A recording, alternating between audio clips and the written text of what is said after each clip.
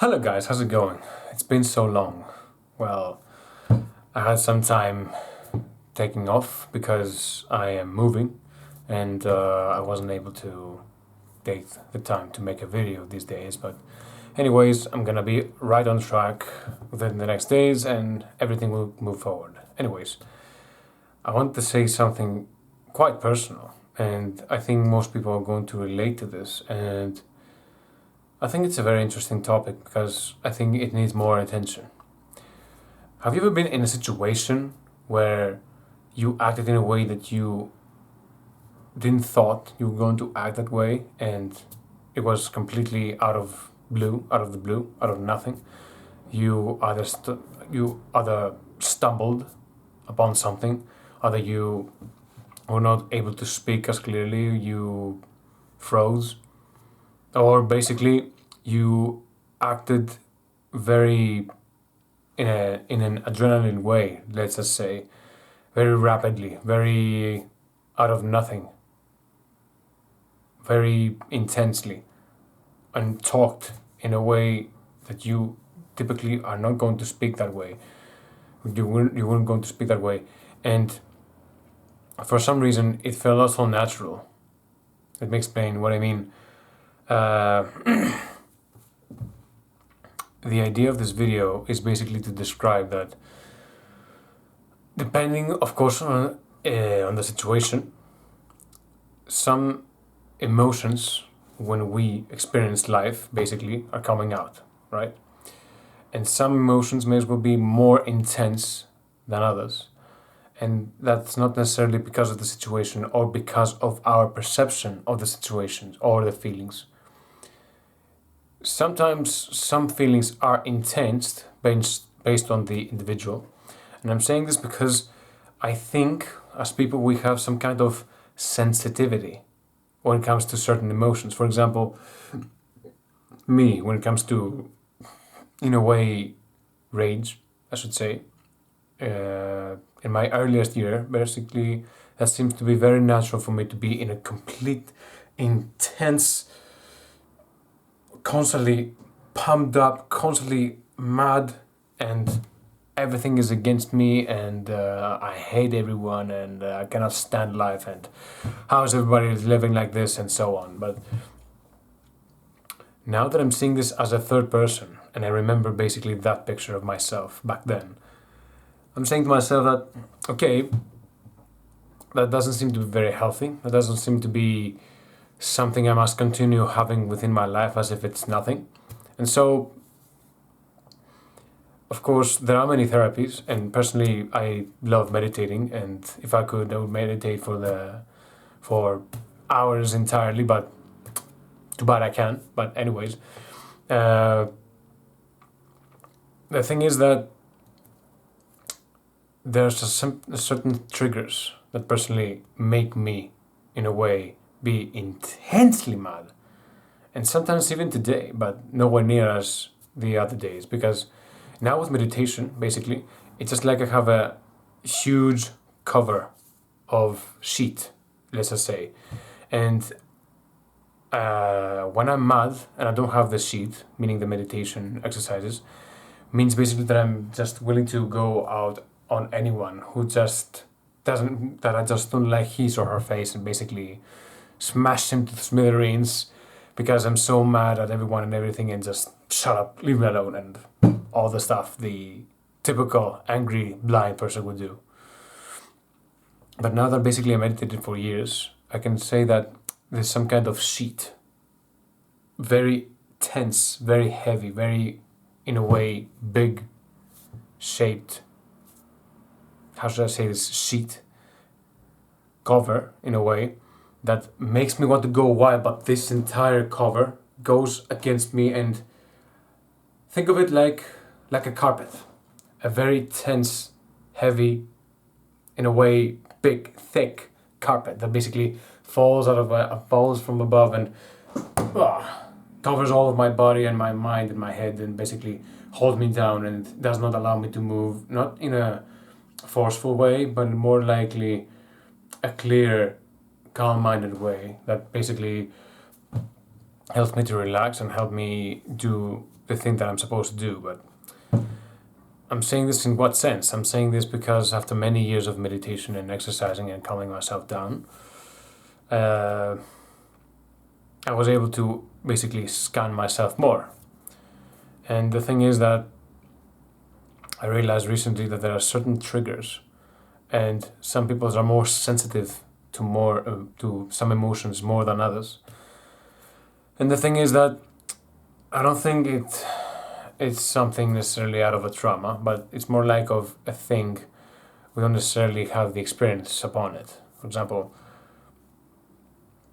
I don't think most people who just freeze out of their fear when something wrong happens, when the job is crumbling, when financially they're not very stable, when they're full of anxiety, when they're alone and they don't want to be alone, whatever. And for some reason, fear seems to be a very strong emotion in some people. I think that this is not, in a way, that there is a lot of fear. Therefore, the fear is bigger and stronger than the individual, and the individual is helpless against this force that we call fear. And basically, we are not able to think logically and clearly and do our thing as if fear does not exist and act as we wish. Instead, I think that such powerful emotions basically have to do with us not being experienced enough and basically avoid or even hide or even try to discard or completely annihilate feelings that we have, which basically I don't think it works this way. Because feelings basically can be manifested as a form of energy, right? Someone who's in love can have immense, almost infinite,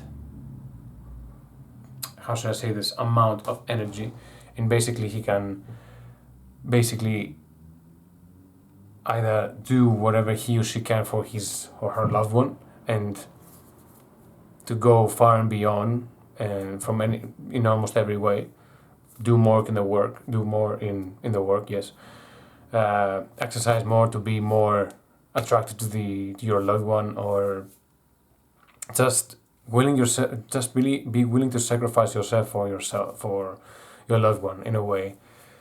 And that thing seems to be very encouraging to see it, and basically someone, because he or she loves, is able to willing to inflict damage upon themselves for the other's happiness. I think that is a very beautiful thing, but that goes beside the point. What I'm trying to say is that feelings seem to be having that kind of energy that goes beyond reason many times, and that energy either is self-destructive if it stays inside of us, or can be a beautiful gift to other people. But for the most part, I think another reason why emotions can be so powerful is because we avoid feeling them. Therefore, if you constantly push it away, it it gets bigger because it gets ignored. And basically, we are afraid of ourselves. We don't trust ourselves. We don't search what's going on with us. Or we just don't do it at all. Because many people may as well be afraid of being alone and just don't bother exploring themselves into such deep levels. And personally, can say for myself, for the most part, is that I believe I needed some help. I needed some help because I had some type of rage in a way, but not too much in the sense that I'm dangerous. I can be dangerous, of course, if my rage goes through the roof, but this is rarely the case. And if I realize such thing, I isolate myself. And the thing is that not being able to, or maybe I should say, not be willing to feel your emotions, basically leads to self-sabotage, self self-destructive in other ways, and almost never feel comfortable in your own skin. And something very interesting that I think is that when you basically allow yourself to feel those things and not be ashamed for being furious with yourself, with some people other around you, with the situation, whatever. If you're not afraid of being afraid, if you accept some feelings that you basically have for what they are, and just for what they are, not necessarily allow them to conquer your decisions for you. Basically, being able to be honest about yourself, to introspect. It's a gift of relief and refreshness in a way, if that makes sense. And I'm saying this in a way that it's just another drag. It's just another weight for you to cannot wait to discard this entire horrible feeling that annoys me and cannot make me think or concentrate. Ironically, if you go right straight to it and basically have a mindset of, I cannot wait to be, in a way, furious, or I cannot wait to feel sadness, or I cannot wait to be, in a way, jealous or something like that. It's just that you pull the feeling more towards you instead of you pushing it away. Because when you push it away, basically, it is concentrated more and more and more, and basically you want after that to push it away, but then it comes back to you even more because it has become a large wave, in a sense. And so, if you accept your feelings and basically realize that when you're mad, you realize that you're mad. When you are sad, when you're jealous, when you feel despair or anything of that sort, just accept it for actually realizing that we are humans. It is inevitable that we are going to feel those things. We are capable, and we're basically made of those things. It's almost impossible to neglect those things and ignore them as if they don't exist. Because basically those things exist inside of us because they try to tell us something. Either they believe that something goes wrong and basically convince you to act in a certain way, or we're just, in a way, immature, and basically we haven't attached to how we ourselves are made. We are made to feel. We're made to have our sensations.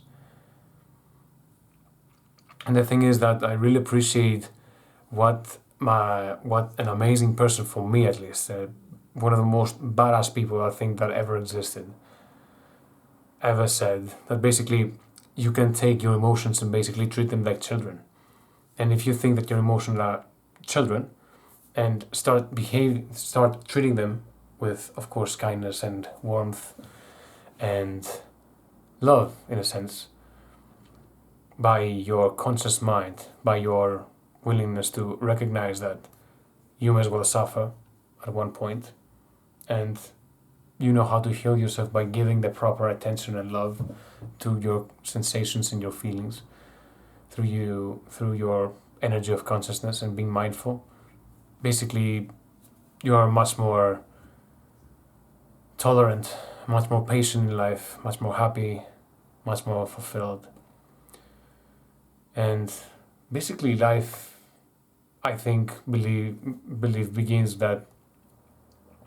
when you basically know how to suffer, how to be tolerant and be patient. Because hard things are hard to make, and that includes yourself or myself. I'm saying this because all of those things are mainly personal, in my opinion. It's not something that I think most humans are going to do. I'm saying this because I think that my words may as well be of some kind of interest to you people. And who knows, if it does, you're more than welcome to tell me what you think. Anyways, I have an amazing person that previously I mentioned before, that I think has helped me more than most therapies that ever existed out there. And this person, I would like to honor him in a way. His name is Thich Nhat Hanh, that is how you pronounce it. And he has helped me in ways that more likely on the meditation exercises. For example, one major exercise that I did for meditation, the first one that I did for 2 or 3 years basically, were just you exist and you are closing your eyes and you go back and relax and basically take a breath, then exhale. When you take your breath, basically you try to smell what your scent is, basically what you're smelling, what basically is around you in a way. Then when you have your eyes closed, you basically try to see what there is, what shapes are you seeing, what colors, etc. Then you try to recognize what you hear, then what your taste is, and basically after that what your entire body is touching basically. For example, my head touches the back of this chair, my back the back of this chair again, my hands the top of the desk, etc.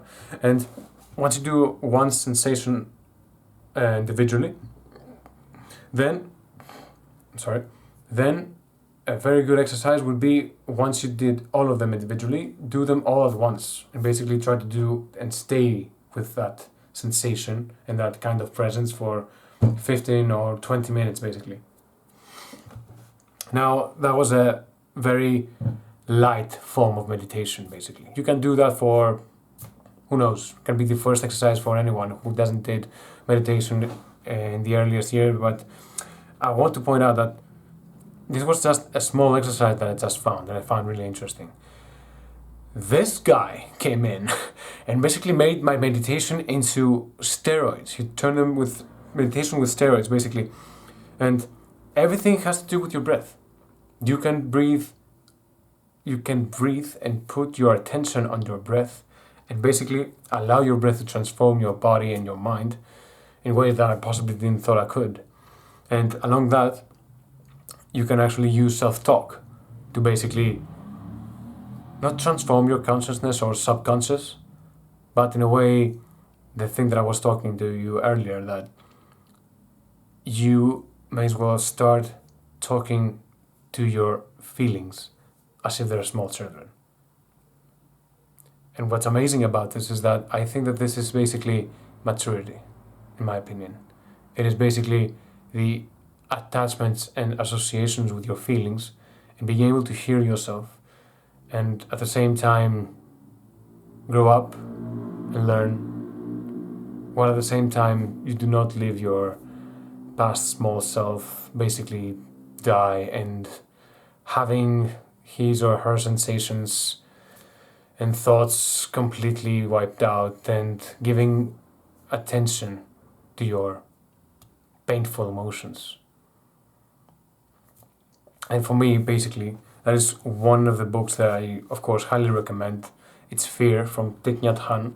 Basically, he has inside here some of the exercises that basically help you to manifest basically your fear in that particular book, for example, and basically try to make you imagine yourself as your younger self. That basically you have the memory of yourself being, in a way, suffering from intense fear. Let's just say, for example, that someone was bullying you and thought you were going to be beaten up by someone who didn't like you much. He and his friends, whatever. Anyways, that's just a small scenario. And basically, what you do is you go back to that memory, as a now, as the person that you are right now. And you're talking to your person as if you are there. You're talking to your smaller self as if he is or she is the embodiment of the feeling that you remember. And you transport yourself to that memory and basically you talk to that person. Don't worry, my little self. I'm here to protect you. I'm here because I love you and I'm here to take care of you. Do not worry, now this is over. This is just gone. I'm here for you. You can relax. You can calm down. You can take a breath. You can relax.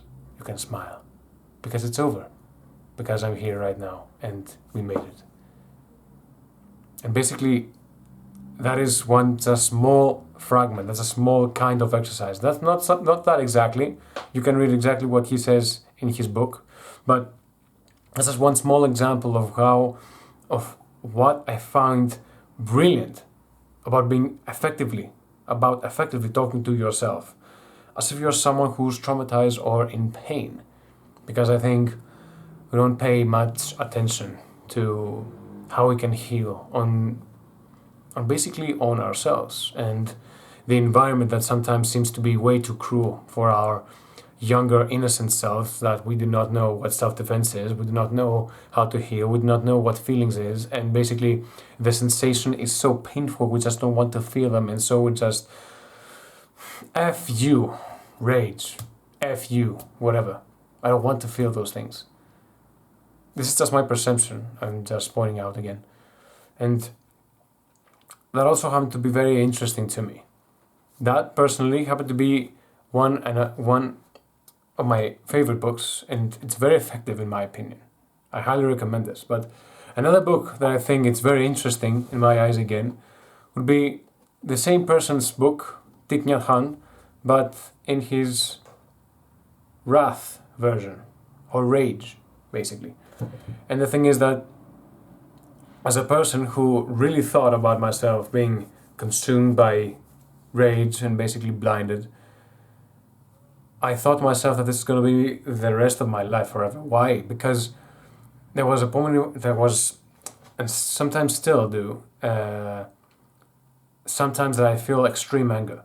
But for some reason it's just so natural, and not only natural, it's just a kind of pleasure. I mean, I feel such intense power when I'm completely mad and basically imagining smashing other people's skulls. And the thing is that, of course, I never did such thing, and I don't really do that.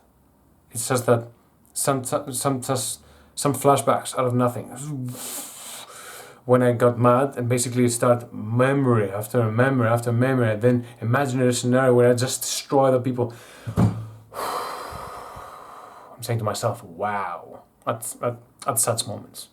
Because I see myself for many times for what a monster I believe I can be.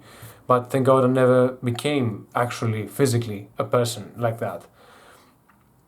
And the thing is that this book also was able to help me in ways that I described in the previous book with breathe exercising.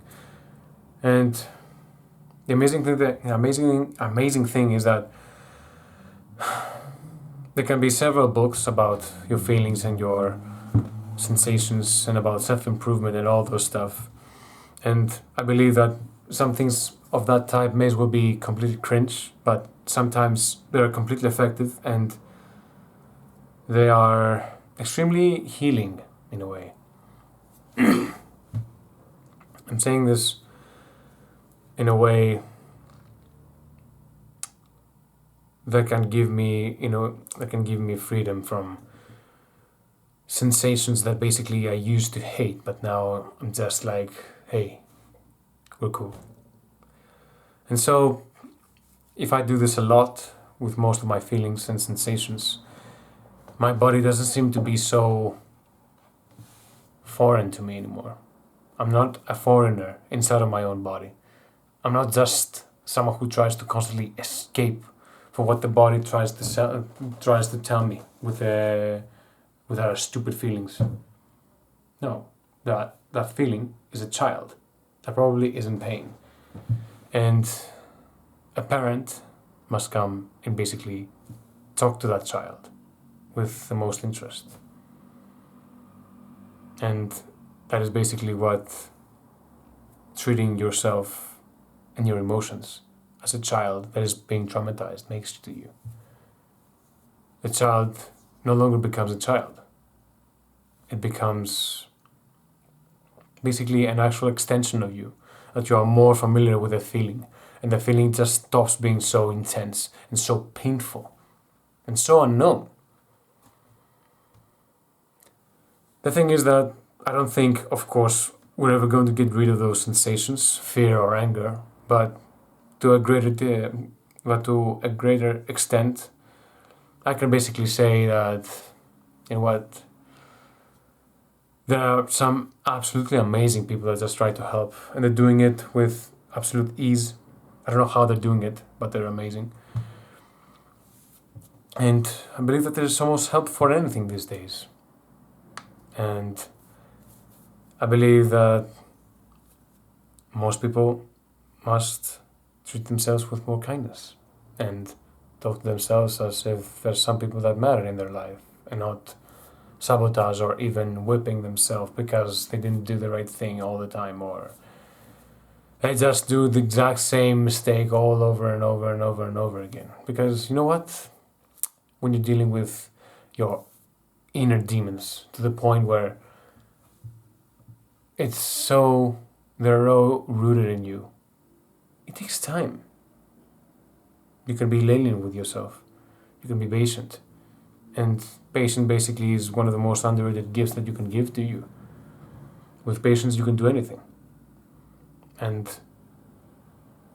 I think that when you try to to spend time with yourself and your feelings and your sensations, and basically try to search why many times, it's more effective to do it, of course, when you're calm and quiet, and then accept the consequences of you searching for yourself, because it's something that must be done in a way that for you to feel comfortable in your own skin and being able to handle life's adversity in much more clear head and ease in a way. And so that's gonna be my cute video for today. I hope you like it, and of course you're more than welcome to tell me what you think. This is my video for today. I thank you so much for your time. I'm gonna see you next time. Bye, and thank you so much for your time.